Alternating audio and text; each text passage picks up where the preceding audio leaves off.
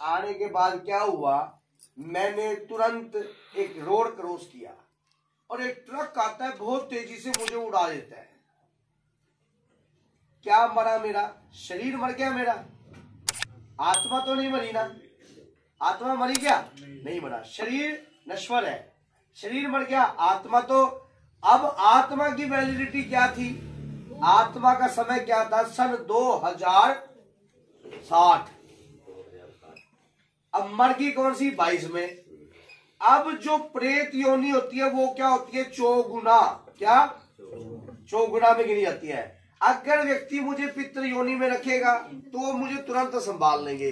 जैसे कि मुझे तो संभालने का मतलब होता है कैसे, किस प्रकार संभाला जाएगा मुझे, किस प्रकार, शांत हो जाओ भाई, किस प्रकार संभाला जाएगा?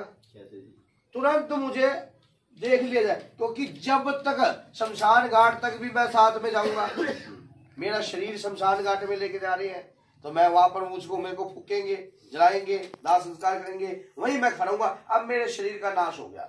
अब क्या हुआ कि मेरे को क्या चाहिए? पंच तत्व शरीर लेना, 5 तत्वों से शरीर का निर्माण हुआ है।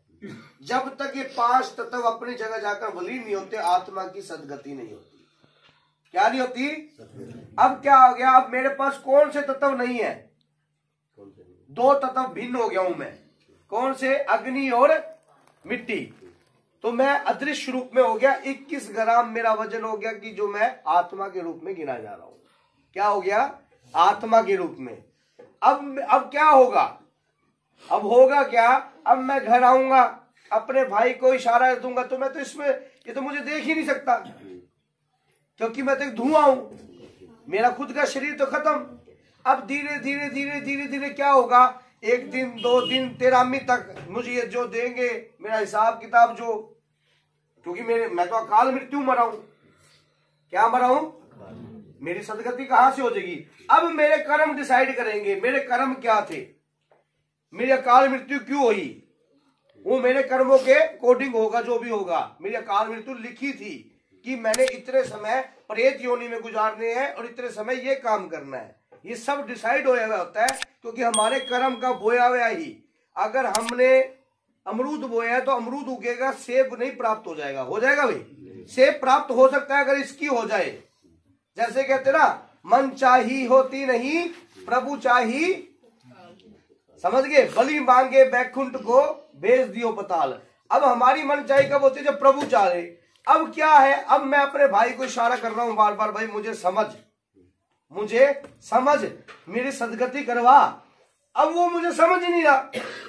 अब मैं क्या करा? मैंने शुरू में तो एक फूल घेरा, इनको नहीं पल्ले पड़ा।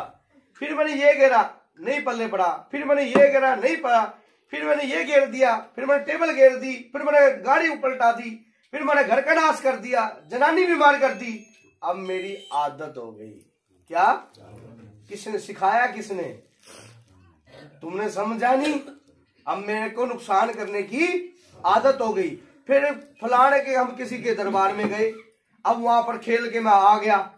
वो बोला कौन? कहता मैं तो फलाना तेरा भाई। अच्छा है, हमने तो तेरा तो सारा कीमे कराया था, है नारायण बलि भी कराई थी, ये भी कराई थी, तू कहां से आ गया भाई? क्या भाई मैं नूनू मर गया था, मेरा तो शरीर मर गया था। मरा तो शरीर था ना, आत्मा तो नहीं मरी ना। अब मेरी आदत बन गई। अब क्या भाई तू ये काम ना कर, गलत में, घर का तेरा घर है, मेरा कौन सा घर? जब तो मैं जिंदा, जब मैं तुम्हें कह रहा था भाई मेरे समझ लो, मेरा शरीर क्यों जलाने लग रहे हो? है मेरे पास शरीर तो है नहीं। मैं तो तेरी जनानी का शरीर पकड़ लिया। अब मैं तो तेरी जनानी शरीर पे रहता हूँ, जनानी शरीर पे रह के पेशी खा रहा हूँ। इसी को पेशी कहते हैं। क्या बोलते हैं? इसी को पेशी। अब मैं पितरों में गिना गया या प्रेत में गिना गया? प्रेत में। पक्की बात है, देख लो है। अब मेरे को प्रेत योनि अब प्रेत योनि किसको कहते हैं? अब मैं प्रेत में आ गया। हाँ भाई, आ गया मैं प्रेत में। अब इस योनि से मुझे कैसे छुटकारा मिलेगा? पता है, श्री बालाजी दरबार में ले गए। जितने समय मेरे को बिगड़ने में लगे, अब मुझे सुधरने तक का तुम्हें इंतजार नहीं होगा, क्योंकि तुम्हारे घर में सांप जो जाग गया, काट दो ना बाल। क्यों काट दो? ये तो नुकसान करे भाई, काट दो ना बाल। अब हम मेहंदीपुर गए, मेहंदीपुर जाने लगे। भाई जो शेरू क्या भाई इधर तो रख लो क्यों जिंदा तो मारा पीछे बाबेगा। अब जब तक नहीं पता था जब तक मारा था है क्यों भाई। अब वहां पर क्या हुआ, वहां पे रख लिया भाई। अब बालाजी के दरबार में मुझे छुड़वा दिया। अच्छा बात सुनो, मैं वहां पर 1 दिन रहा, 2 दिन रहा, 3 दिन रहा। चौथे दिन शेरू घर आता है, परहेज तोड़ता है, और मैं फिर हाय मेरा शरीर आ गया। अब आया ना बच्चा काबू, तुरंत मैंने शेरू का शरीर फिर पकड़ लिया। क्यों, मेरे को जो बंधन पाया था मेहंदीपुर में, वचन किए थे कि भाई गुरु जी ने कहा था परहेज नहीं तोड़ना है, गलत काम नहीं करना है, सूतक पातक का परहेज है। क्यों, मेरा खिंचाव पड़ता है फिर, और मैं खिंचाव करते ही वही शरीर को पकड़ लिया मैंने। और फिर वो कहा मार तो संकट कटा है कोई नहीं। फिर मैं क्या करूंगा, इस शेरू के शरीर पे बैठूंगा। अब मैं कहूंगा इस दरबार में ताकत नहीं है। अब मैं शेरू के शरीर पे बैठकर बोल रहा हूं, अपने ही भाई के शरीर पर बैठ के बोल रहा हूं कि इस दरबार में ताकत नहीं है। अरे यार नहीं तेरा कुछ हो सकता। अब मैंने इसकी पत्नी को ही बात बोली, क्यों पागल पड़ रहे हो कि मैं को नहीं, घर में शांत कर दिया। थोड़े दिन बाद फिर नुकसान, फिर चल भाई दूसरी चौकी, चल भाई तीसरी चौकी। ऐसे करके संकट तुम्हें गुमराह करता है, तुम्हारे माइंड से खेलता है, तुम उसके खिलौने हो। ना दिखने वाली चीज के, गलत बोला तो बता, ना दिखने वाली चीज के खिलौने हो। जो तुम्हें दिख जाए तब तो खोपड़ा पाड़ दो उसका। उस शक्ति से लड़ना कैसे है, उस शक्ति से ये निराकार शक्ति लड़ेगी। कौन सी शक्ति लड़ेगी, निराकार। भगवान शंकर के 11वें रुद्र अवतार श्री बालाजी महाराज, ठीक है। माँ जगत जननी माँ भवानी अंबिके की कृपा जिस पे होगी, जिस परिवार पे होगी, तुरंत अब संकट मान लो शेरू मेरे जैसे के दरबार में आ गया, आगे बैठ गया। अब संकट को पता लग गया भाई इसने तो देख लिया, क्या तो सियाना। अब संकट के पे समझ में नहीं आया भाई, लोग तो पीछे भगवान ही फोटो लावे या शीशा लाए बैठे। संकट कंफ्यूज। संकट पहले रीड करता है 2 दिन 3 दिन 4 दिन 5 दिन, 5वें दिन देखता बंदे को ज्ञान है कि नहीं।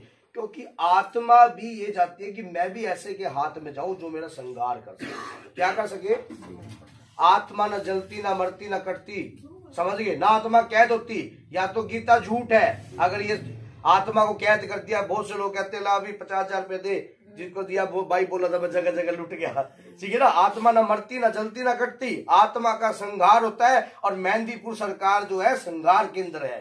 क्या है, वहां पे आत्मा की वैल्यू होती है, आत्मा की सदगति होती है, आत्मा को सदमार्ग का रास्ता दिखाया जाता है, और उस रास्ते से अपने घर को तारा जाता है। क्या तारा जाता है, अपने घर का कल्याण किया जाता है। अब मान लो, अब मेरे को वहां पे शुद्धि करवाई राम, पहले मैं कहा बैठा समाधि पे, फिर मेरे को मैंने जलेबी खाई, मेरे विचार बदले। कहते ना जैसा खाओगे अन्न वैसा होगा मन, अगर गलत खाया अन्न तो वैसा ही हो जाएगा मन। अब बहुत से लोग क्या करते हैं, घर में लहसुन प्याज खाओगे, फलाना खाओगे, और वो खाने से क्या होगी, तामसिकता उदय होती है अंदर से। क्या होती है, हमारे विचार में परिवर्तन आता है। अगर हम सात्विक और उबला हुआ भोजन खाएं तो शायद ही हमारे शरीर में कोई रोग उत्पन्न होगा। कोई रोग नहीं उत्पन्न होगा। डॉक्टर कहते हैं नमक कम खाओ, बोलता है, लेकिन कम खाने से वो टेस्ट नहीं रहता, इसलिए प्याज ना खाओ, उस टेस्ट नहीं रहता। टेस्टलेस भोजन खाओगे तो वो भी मुझे भी खाना पड़ेगा। अब मैं शेरू के शरीर पर रहकर वही भोजन खा रहा हूं। खाने के बाद मेरे विचार बदलने लगे, यार ये मेरा भाई है, अब मैंने बहुत गलत कर दिया, खुडे लेन तो लगा ही दिया, चल थोड़ा सा जादू करके दिखाते हैं बालाजी महाराज। अब मैं अंदर अंदर बालाजी महाराज का नाम लेने लग गया इसके शरीर पे रह के। जय बाबे की, जय बाबे की, सारे बोलो जय बाबे की। मैंने सुनिया जय माता की, हो गया। अब धीरे धीरे शेरू का ध्यान हो गया भगवान के प्रति, होने लगा। अब मैं किसी पितृ योनि में आ गया, किसी योनि में आ गया। अब पितृ योनि से मुझे कौन सी योनि में लेके जाओगे वो तुम्हारे ऊपर डिपेंड है। अब वो शेरू के ऊपर डिपेंड है कि वो अपने भाई को किस योनि को प्राप्त करवाएगा। अगर शेरू चाहे तो मुझे पावरफुल भी बना सकता है। कैसे, अगर मुझे धर्म का काम, धर्म का कार्य, दूसरे के कष्ट, वो काम अगर पकड़ के तुरंत मेहंदीपुर चल भाई, चल बाबा के द्वार, पता ना के दे दे कोठी बंगले कार बेरा ना के दे दे, समझ गए। अगर हम ये कंटिन्यू प्रयास करते रहे तो मैं वही काम करने लग जाऊंगा। अगर लोगों को वहां लेके जा रहा हूं तो तेरे घर में भी बल्ले बल्ले करवाने लग जाऊंगा। क्यों बोल सच्चे दरबार की जय। मेरे को सोचने पे मजबूर किया किसने? तूने। क्योंकि सोचने में मजबूर कैसे किया? क्योंकि तू भक्ति से हटा नहीं, तूने दरबार को छोड़ा नहीं, तू भटका नहीं, तो इसका मतलब मैं सोचने में मजबूर हो गया। अगर 10 चौकियों हांडोगे, 10 जगह जाओगे, कोई फलाना क्या कहेगा, ये क्या कहेगा, वो क्या कहेगा, उनके संकट नहीं कटते कभी भी, वो संकट उनका बाप बन जाता है। समझ गए? 10 चौकियां भटकाओगे, संकट सियाना हो गया, संकट में बेड़ा है, इनकी बुद्धि कुकर है तो बोले हैं। देख मैं न चाहूं, अगर मान लो 3-4 संकट है, लड़ाई पता कुकर करे, देख कुकर है, अगर 1 मिनट में करेंगे, इसके सिर पे बैठ गया और इसकी चुगली करवा दी, इसकी माँ गया है, और माँ ने गल पड़ गई एक दूसरे के, और संकट हट के साइड में बैठ गए, और यार लड़ते और सारा घर दांत फाड़े, और संकट साइड में हंसने लग रहे हैं, देख कुकर लड़ने लग रहे हैं। तो भैया जो ना दिखने वाली चीज है उससे तो निराकार शक्ति ही लड़ सकती है। समझ गए? तुम किसकी शरण में हो? माँ जगत जननी माँ भवानी अंबिके की, श्री बालाजी महाराज की शरण में हो। इस शक्ति को जितना बढ़ाओगे उतना।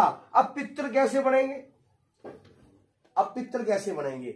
अब मैं तो शुद्ध हो गया, अब मेरे माध्यम से प्रयास करो, क्या हमारे घर के देव पितरों को हमारे ऊपर कृपा करने के लिए प्रदान कीजिए, क्योंकि हम सप्त ऋषियों की संतान है।